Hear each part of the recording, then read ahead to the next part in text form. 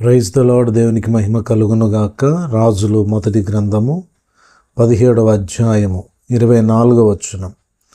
ఆ స్త్రీ ఏలియాతో, నీవు దైవజనుడవై ఉన్నావనియు నీవు పలుకుచున్న యెహోవా మాట నిజమనియు అందుచేతనే నెరుగుదుననెను.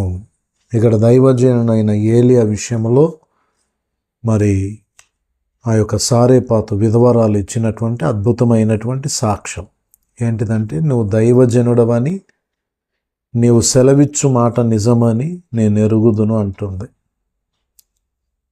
ప్రియులరా, దైవజనుడైన ఏలియా ఒక విధవరాలి ద్వారా ఒక గొప్ప సాక్ష్యాన్ని పొందుకున్నాడు.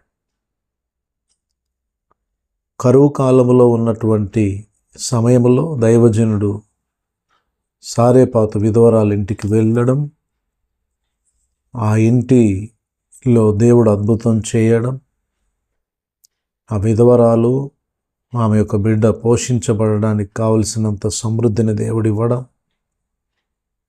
ఆ తర్వాత ఆ బిడ్డ రోగి అయి బలహీనుడై ఉన్నప్పుడు, నా పాపమును మరలా నా జ్ఞాపకం చేయడానికి వచ్చావా, నా బిడ్డ ప్రాణమును తీసుకొనుటకు నువ్వు నా యొద్దకు వచ్చితివా, ఎందుకు ఇలా జరిగింది అని ఆమె వేదన చెందినప్పుడు, నీ బిడ్డను నా చేతికి అప్పగించమని చెప్పి ఆ బిడ్డను తీసుకొని తన గదిలోనికి వెళ్ళి, దేవా ఈ యొక్క బిడ్డ యొక్క ప్రాణం మరలా రానిమ్మని ఏలియా ప్రార్థించినప్పుడు, దేవుడు ఏలియా ప్రార్థన ఆలకించి ఆ బిడ్డను మరలా బ్రతికించినప్పుడు, ఇదిగో నీ బిడ్డ బ్రతుకుచున్నాడని ఆ విధవరాలితో చెప్పిన సందర్భంలో ఆ విధవరాలు అంటుంది, నీవు దైవజనుడనియు నువ్వు చెప్పిన మాట నిజమని నేను ఎరుగుదును అంటుంది. ఈరోజు ప్రతి దైవజనుడు ఈ సాక్ష్యాన్ని సంపాదించుకోవాలి. మనల్ని చూచిన వారు ఏమని సాక్ష్యం ఇస్తున్నారు? గనురాలైనటువంటి స్త్రీ మన ఇంటికి పోచున్న దైవజనుడు భక్తిగల దైవజనుడు అని చెబుతుంది. అపోస్తులైనటువంటి పౌలు ఆయన రక్షించబడిన తొలి దినాల్లో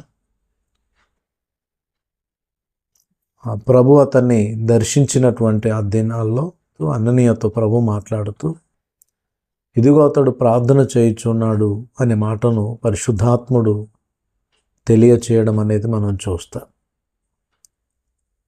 ఈరోజు మనము అటువంటి సాక్ష్యం కలిగి ఉన్నామా? జనులు మనల్ని చూసినప్పుడు ఎటువంటి సాక్ష్యం ఇస్తున్నారు? రేపు ప్రభు ఎదుట మనం ఎటువంటి సాక్ష్యం పొందుకుంటాం అనేది కూడా పరిశీలించుకుందాం. దేవునికి ప్రీతికరమైన సేవ చేద్దాం. దేవుడు మంచి సాక్ష్య జీవితం ప్రతి దైవజనునికి దయచేయునుగాక.